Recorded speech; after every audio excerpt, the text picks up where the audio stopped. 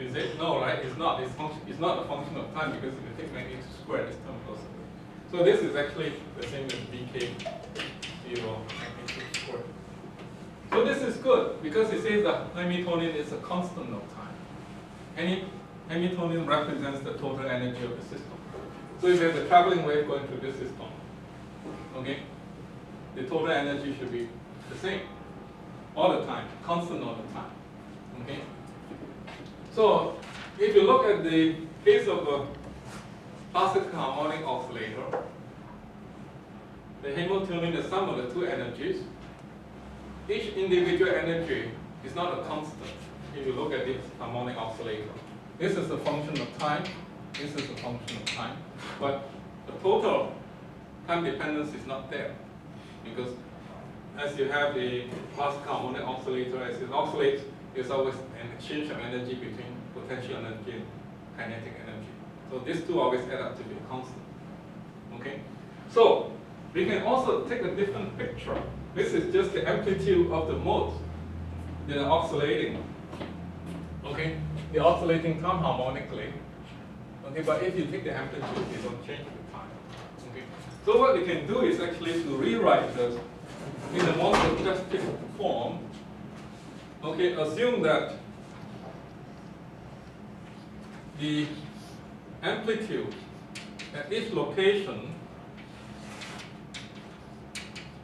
actually consists of an in-phase and quadrature component, because if you look at this amplitude, it has the cosine and sine term. Okay, so it consists of an in-phase term, which is a function of time, plus a quadrature term, depending on what solution you pick here, whether a right or left traveling wave. So the amplitude can also be written in this manner: one in phase and one out of phase.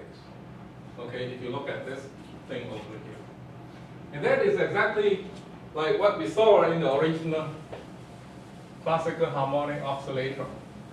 And that anything that is sum total to be a constant can be broken down into the in-phase and quadrature component. One would be cosine omega kt, the other one would be sine omega kt kind of thing. Okay? So we can also write the Hamiltonian in terms of that division. Okay, then bk squared would be equal to pk squared plus qk squared, both of which are function of time. Okay? And then this would be 4m0 omega k. And this is real. This is real. We're assuming that this is real. Okay, this is complex, but this is real. And this part is real. Okay? And then if you write things in that form, the Hamiltonian in this form, that is reminiscent of what we saw in the quantum harmonic oscillator. In the quantum harmonic oscillator, or even the classical one, we say that the Hamiltonian is the kinetic energy plus the potential energy, which is half m0 omega squared q squared. Okay, it was something like this for the Hamiltonian for the classical. Even the classical or the quantum one would look something like this. And this is reminiscent of that. Okay, except that we normalize the P and the Q. Okay, so we can say that, well, this actually looks very much like the classical harmonic oscillator. The in-phase and quadrature component are functions of time, but they're exactly 90 degrees out of phase, so when you square them, they always add up to 1. Okay? So hence we can also write the Hamiltonian, the classical one, as omega k over 2. The in-phase and the quadrature component squared. Okay, and these are functions of time, and they can be connected to the momentum and the position in the classical harmonic oscillator. Okay, and now we can say that when we had this classical harmonic oscillator, we know how to go to the quantum world. Okay, by going to the quantum world, we just replace this with quantum operator instead. Okay, and that's how we go from here to here. If we have a classical harmonic oscillator, we go to the quantum world just by doing that. Okay, this P operator becomes like a Q operator. Okay, we just go from here to here, and then we do quantum mechanics after that. So we saw this picture of a cluster of atoms that are oscillating classically. Now we can treat them quantum mechanically, but treat their position and momentum using operators instead. Okay? So we have this quantum picture of the harmonic oscillator now, involving only two variables. And it looks exactly like that of the quantum harmonic oscillators that we have studied before. And if we define pk hat to be equal to minus I h bar dgqk, okay, qk hat squared to be qk squared. Okay, this would be in coordinate space representation. And we saw this before. Okay, this is just momentum and position in coordinate space representation. And if we further define the space, okay, define the space with respect to this change of variable. This is a q variable which change the coordinate to that, and then redefine the momentum operator to be pk hat over square root of h bar, which will be minus I d ck. You can show that to be true quite easily. You plug qk to be ck and then divide by square root, you get the pi k becomes that. And then now the Hamiltonian can be written exactly like the case of the quantum harmonic oscillator we have seen before.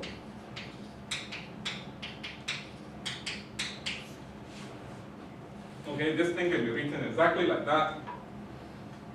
And then we can say that the quantum analog of this is just equal to pi k hat squared plus c k squared.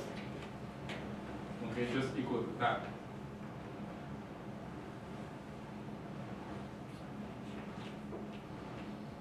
Okay, and then this can also be written by factorization as we have done before, by noting that if I define a duration operator to be equal to 1 over square root of 2, this is the derivative operator, remember, this is the derivative operator, to be I pi k hat plus the ck, and then I define the annihilation operator to be I pi k hat plus ck.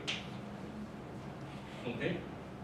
If I define this to be that, I can factorize the above. I can factorize the above as I did before, and treat every one of those as a quantum harmonic oscillator.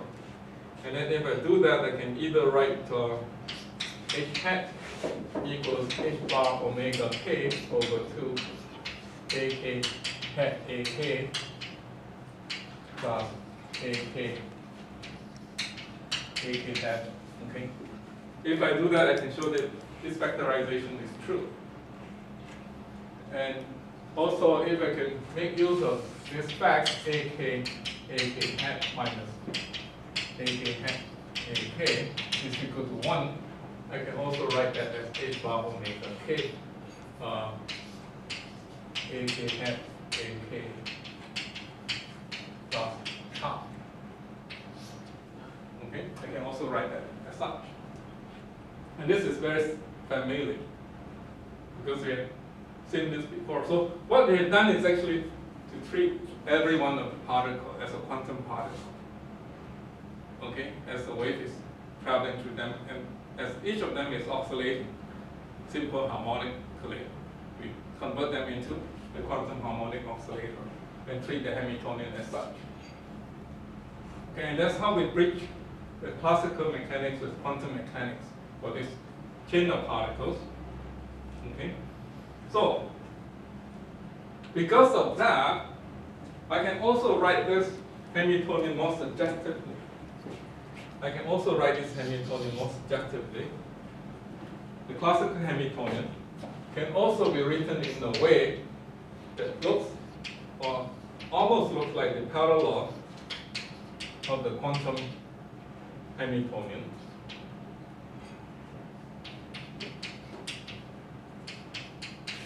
Okay, plus BK T, BK conjugate T. Okay, I can also write that as this if I want to. And then see that this is entirely parallel to this, or analogous to that. The two are entirely analogous to that. It's the amplitude of the traveling wave that I'm quantizing and converting that into an operator. Okay, when I go from classical mechanics to quantum mechanics. So if I look at the two equations, I can figure out what BK star should be. Okay, if I were to treat this as a quantum harmonic oscillator, then I can write this as this being elevated to the case of a quantum operator plus BK complex conjugate. So if I have a classical harmonic oscillator, the quantum harmonic oscillator should look like that. Okay, this is a jump from classical to quantum. But we saw how to make this jump for a simple harmonic oscillator involving one quantum particle, right? So when we have a chain of quantum particles, they are all oscillating together with the same amplitude, we just make this jump. Okay? And then now if you compare this equation to that equation, you figure out that Vk hat must be h bar over 2m0 omega k ak hat. Okay? And then Vk hat conjugate is just equal to h bar over 2m0 omega k ak dagger. Okay? AK dagger.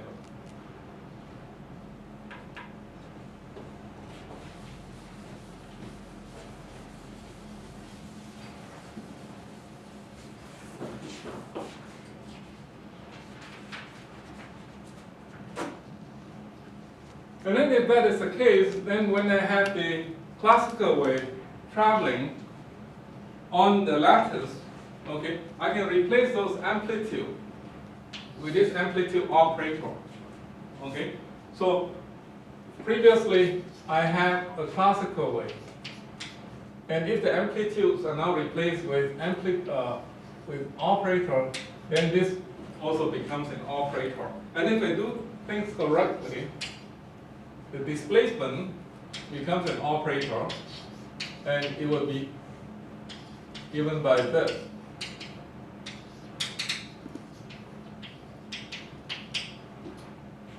Plus is complex conjugation. Okay, this expression I have here previously had a bk over there. I just replace bk with this quantity, and then it becomes ak hat, and this becomes an operator.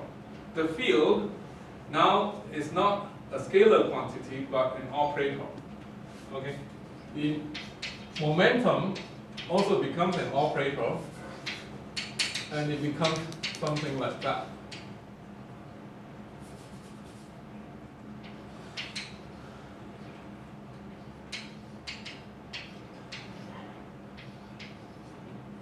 And this should be an n over here, sorry. This should be n over here. This n over here.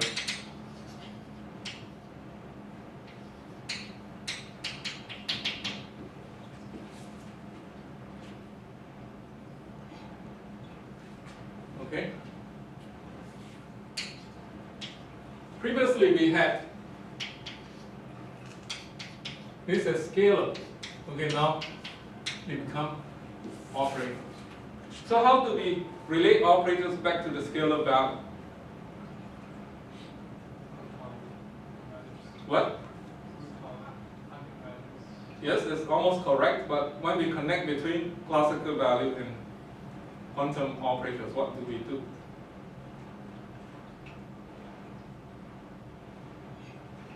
You remember what we had to do? Right. So what we have to do is to take expectation value of the quantum state. We ask ourselves what quantum states are all these oscillators in, and then take the expectation value of this. And this will give you expectation value of this, which is usually some kind of the average of the eigenvalue of this system. Okay? And then if you ask yourself what quantum state you are in, you calculate this quantity, and then usually you get the quantity something like that. That's how you connect between quantum mechanics and classical mechanics. Okay? Quantum mechanics and classical mechanics.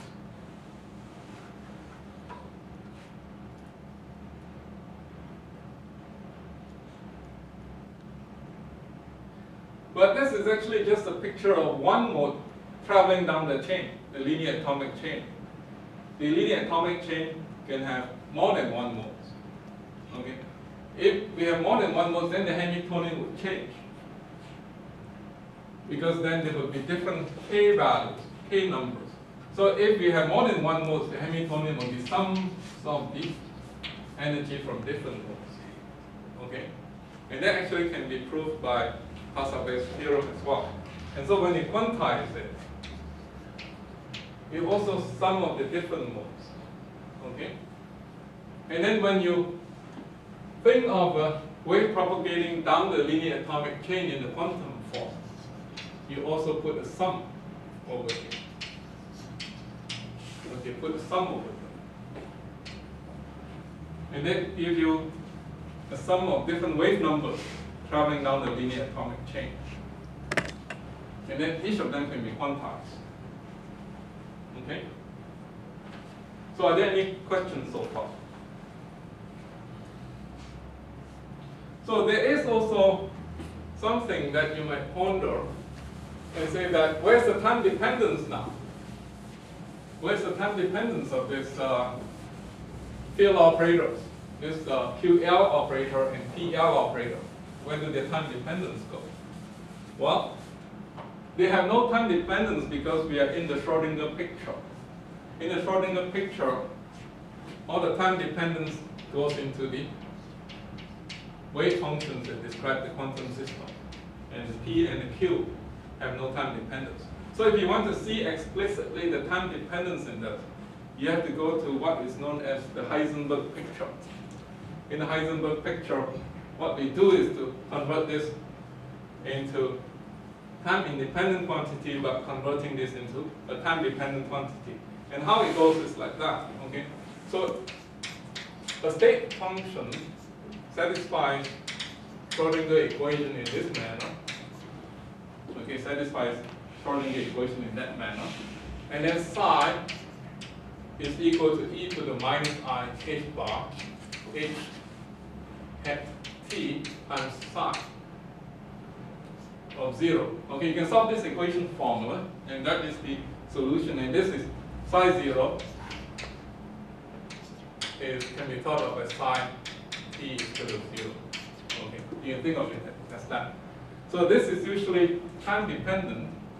Okay, but the time dependence can be obtained by this operator, the Hamiltonian operator.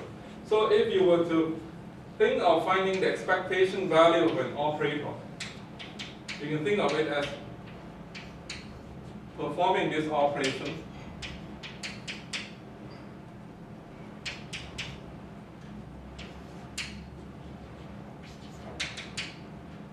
over h bar h hat t and then psi naught. You can think of it as performing this operation. This is just actually equal to psi o x psi. But what I did was that I substitute this psi in here and get the above expression.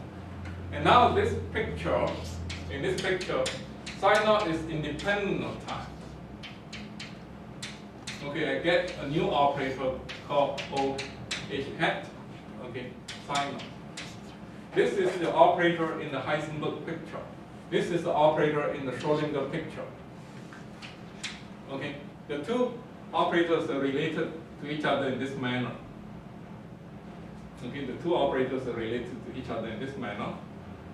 And so you have this simple relationship that operators can be defined in the Heisenberg picture, and they are related to operators in the Schrodinger picture in this manner. Okay, they are related to operators in the Schrodinger picture in that manner. Okay, and then you can actually find the time evolution of this operator in the Heisenberg picture. You can just differentiate it. You differentiate it, you will get, if you differentiate this with respect to time, you have this e to the I h bar h hat t h hat os for the first term, h bar o hat t. Okay, and in the second term, you will just get e to the I h bar h hat t, because the second term you will get this derivative. Okay, you will have o s h hat e to the minus I over h bar o hat t. Okay, and these two commute. These two commute with each other. Okay. Sorry, this should be an h over here. This should be an h over here. These two also commute with each other. They commute with each other because they're functions of the same operator. Okay. So you can see that if I commute back in there, this is just h hat O Heisenberg minus O Heisenberg h hat. Okay, if I take these two and commute them, I just get that. So the time evolution of a Heisenberg operator is equal to I over h bar. This should be I over h bar somewhere, right? So I could put I over h bar here. I over h bar here. So this should be equal to I over h bar h hat commutation with O hat. Okay, so I have this important equation that the time evolution of any Heisenberg operator has to satisfy that equation. And so I have this annihilation and creation operators that I have obtained in the Schrodinger picture already. Okay, these are all in the Schrodinger picture. They are all independent of time. How do I find the Heisenberg picture of these operators? I use that equation over there. Okay. I know that the Hamiltonian of this system is equal to h bar omega a hat a plus half. Okay. The Hamiltonian cannot be a function of time. So if there's any time dependence, it will cancel each other. Okay. Let's see if that is true. So if I look at this h comma a, okay, let's assume that this is written in the Heisenberg picture. Okay, if this is written in Heisenberg picture, the total thing should not have any time dependence. Okay, let's look at this quantity over here. This quantity over here would be h bar omega a hat a comma a with the first term plus half, right? Half a. Let me see. What is that? There's no half a. It doesn't commutation there. Okay, commutation of that, right? Commutation of this with a. Okay, this thing commutes with a. Okay, so we don't have to worry about it. Let's look at that thing then. Then this is just a hat a minus a hat a. Okay. So we would like to expand this with the commutation relationship. This would be equal to 1 minus a hat a. right? So if I substitute that back in, then I should have A hat A for the first term, and then the second term should give me something like A hat, okay, A hat for the first term, and then this become A hat A. They don't cancel, that's what bothers It's me. plus A. Yeah, 1 plus. Yeah, you're correct. 1 plus over there. So it'll be minus A, and then minus A hat A, and then these two terms cancel each other. And finally, I just get A hat. So this thing just gives me minus A hat, if I were to do it correctly. So the equation of motion for the A hat operator, okay, the equation of motion for the A hat operator is that it should satisfy this equation. Because after you work this out, you commute with each other, and you plug it into this equation of motion. A hat should be something like that. And then A hat then is equal to A hat 0 at 0 times e to the minus I omega t. So the Heisenberg picture of the annihilation operator is just equal to that. And then the Heisenberg picture of the creation operator would just be equal to that. The conjugate transpose of this. You can show this either by taking the conjugate transpose of this, you can show it from first principle as such. Okay? So because of that, we can also replace this with something with time dependence, and that time dependence will be something looking like that. And then you can see a traveling wave in this picture. Okay, you will see a traveling wave in this picture. And then the field operators would be a function of time as well. It will be a function of time as well. Okay? So are there any questions so far? Why are we doing this? Oh, we are doing this because if you look at this, this does not look like a traveling wave solution. Okay? This is just a function of z, but there's no time dependence. We want to see a traveling wave solution. We want to see a time dependence in this operator. So we brought in the time dependence, and then plug that back in, and it looked like a wave that is traveling. Okay? Okay, very good. So how do we do this for electromagnetic waves? The quantization of electromagnetic wave follows a very similar line on what we have done for a linear atomic chain. Okay? What we need to do is to write down the Hamiltonian for electromagnetic waves, and then figure out how to connect that to quantum mechanics. Okay? Let's see how we can do that.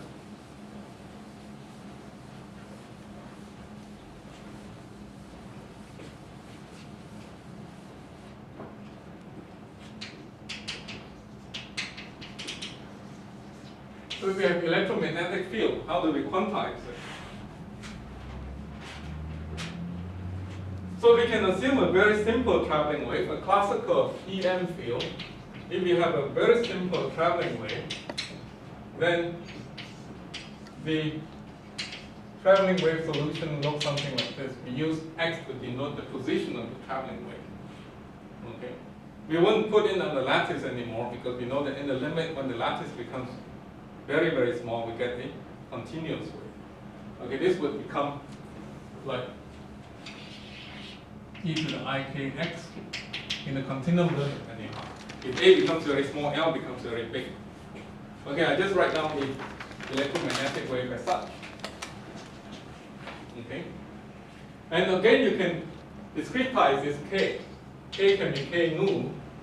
Okay, can be 2 nu pi over L.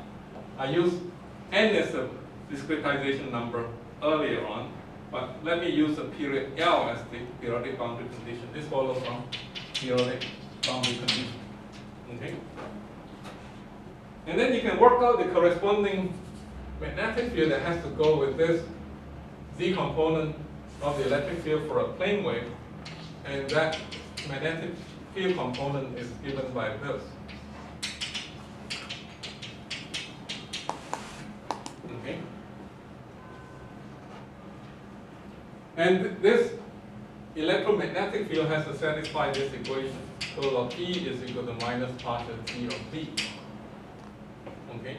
And if you work this out in detail, it will be the x EZ must be equal to dt By. Okay? This is one equation of motion that you can derive from Maxwell's equations. And then if you do that, then if you plug this 2 into Maxwell's equation, you get ik alpha t d to the ik x plus this complex conjugation. Okay, plug the first term to the left-hand side, must be equal to beta dot d over c e to the ik x plus this complex conjugation.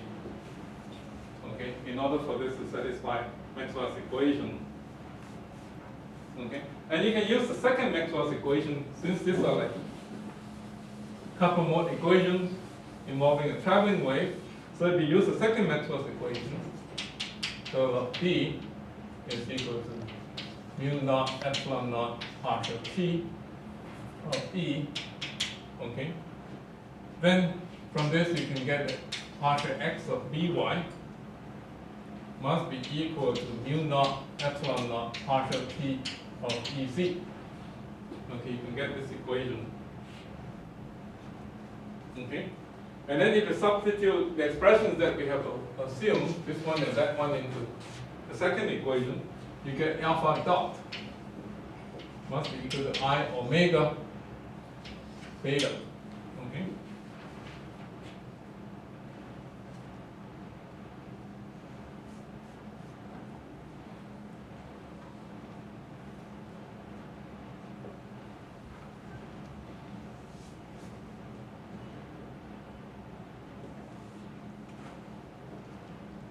And I should have one more equation from here, which is that if you look at this equation, okay, if you compare this equation, you would have beta dot equal to I omega alpha. Because by just phase matching condition, this is a traveling wave, traveling in the x direction.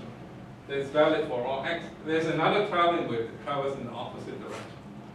And then this is a traveling wave in the positive direction. The conjugate term will have a traveling wave traveling in the negative direction. In order for this equation to match for all x, phase matching tells us that the amplitude must match.